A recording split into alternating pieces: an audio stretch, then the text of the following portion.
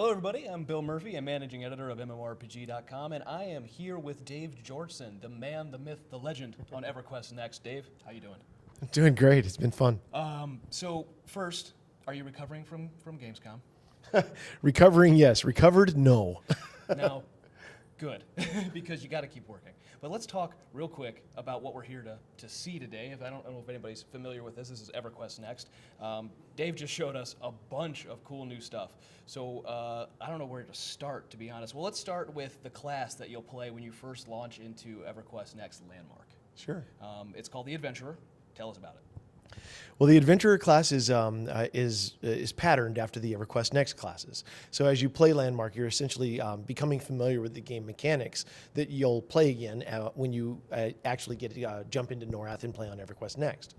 The Adventurer class is not only something that you can play while you're in Landmark, though. You can actually unlock it so that as you play Landmark, you get the opportunity to be able to play the Adventurer in EverQuest Next on the day one, which is cool because you can actually also transfer your character over. All your progress, everything is saved, and it just brings it right over. Yeah.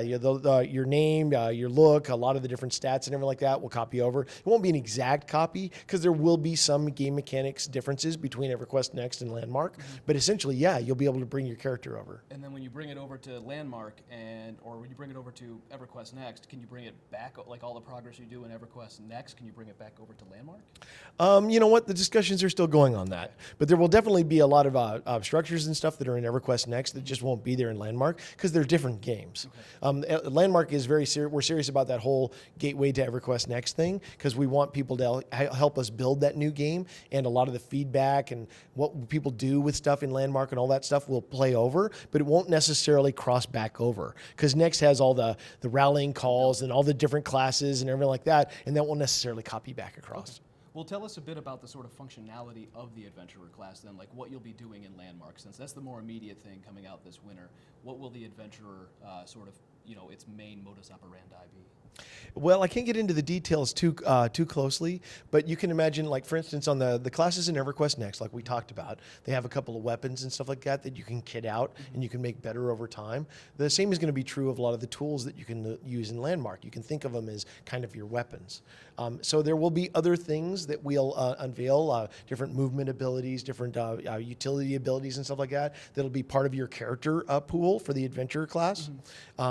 But we'll get into specifics of that later. And they'll be helpful in EverQuest Next, too. Like, there's definitely a reason you'd want to use them in the real EverQuest Next when it launches, too. Yeah, that's the plan. Cool.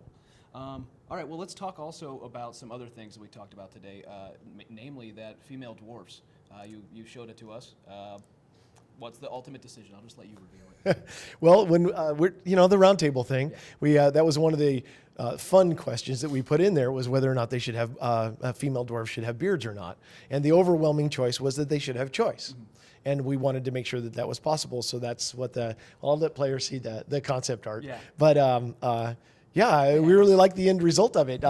We've definitely taken, like, dwarven females are one of the least popular races in some of the games, and what we wanted to do was make them actually really cool and fun. So yeah, when you take the look at that concept art that we're releasing today, and then you think about how that can be extrapolated into, tough-looking gal with lots of plate armor and a battle axe in her hand and everything like that. Yeah, they're formidable. They're cool. But still cute. Still cute. Okay, well, you also showed us some stuff interesting about the social and guilds and what you'll be able to do when you're in Landmark. Can you sort of give us a nice little, I guess the briefest possible, overview of how social networking will work and social engineering will work in EverQuest Next? Okay, brief is going to be hard. I know. By that I mean the rest of this interview. Landmark is basically, it's a social game.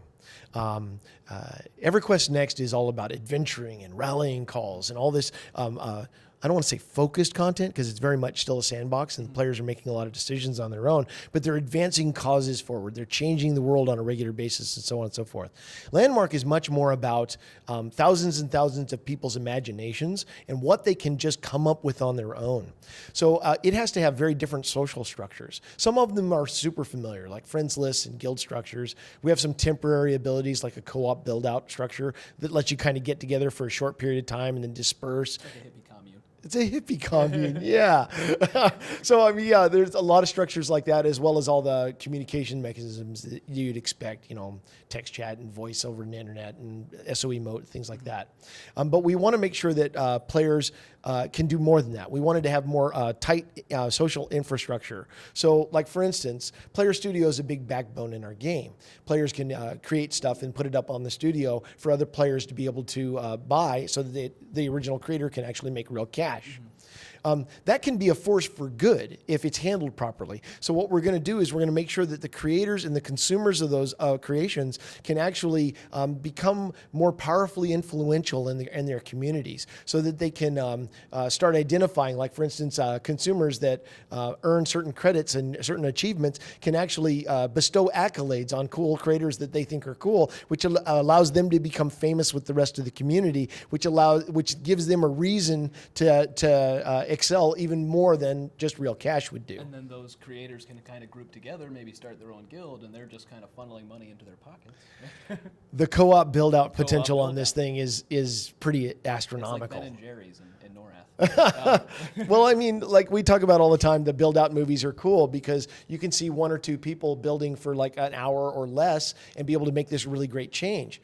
But again, imagine thousands of players over months of time, and what they could build. It could be amazing. It's going to be amazing, I think. Yeah. If you pull it off, we'll definitely see, won't we? Yeah, we will definitely Thank see. you very much, Dave. Appreciate Thanks. it. Appreciate your time.